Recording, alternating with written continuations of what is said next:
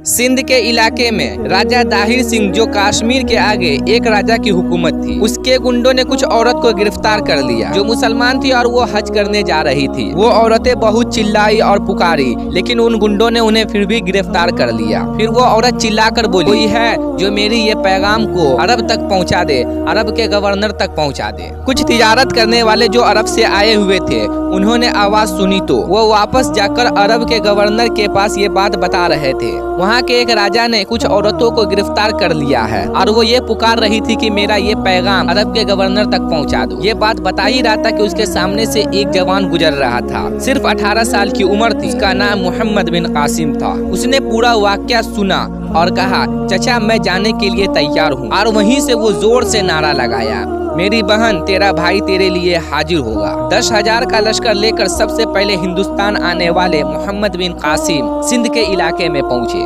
दोस्तों मैं बता दूं कि मोहम्मद बिन कासिम लूट मार करने नहीं आए थे, बल्कि वो इंसाफ का तराजू कायम करने के लिए आए थे। आकर के राजा से कहा कि जिन औरतों को तुमने गिरफ्तार किया है उन्हें छोड़ दो। वो राजा ने कहा, तुम कौन होते हो जो तुम्हारे कहने पर मैं ये औरतों को छोड़ दूं? इतने में कुछ जवान ने कहा कि हम एक मुकाबला करते हैं और जो मुकाबला जीत जाएगा हुकूमत भी उसकी हो जाएगी और ये औरत भी उनकी हो जाएगी। उसे मालूम नहीं था कि पहली मर्तबा वो जवान शेर से मुकाबला करने जा रहा। 3 दिन से ज्यादा ये लड़ाई चल न सकी। मोहम्मद बिन कासिम ने उन राजाओं के लश्कर को एकदम से खत्म कर दिया और उनके राजा को भी कैद कर दिया। और उनके राजा को कैद करने के बाद मोहम्मद बिन कासिम ने ऐलान किया कि जो मुसलमान होना चाहते हैं वो मुसलमान हो जाए और जो अपना दीन पर रहना चाहते हैं वो अपने दीन पर रहे। तो ये मोहम्मद बिन कासिम थे जो सबसे पहले हिंदुस्तान में आकर के इस्लाम का परचम लहराया।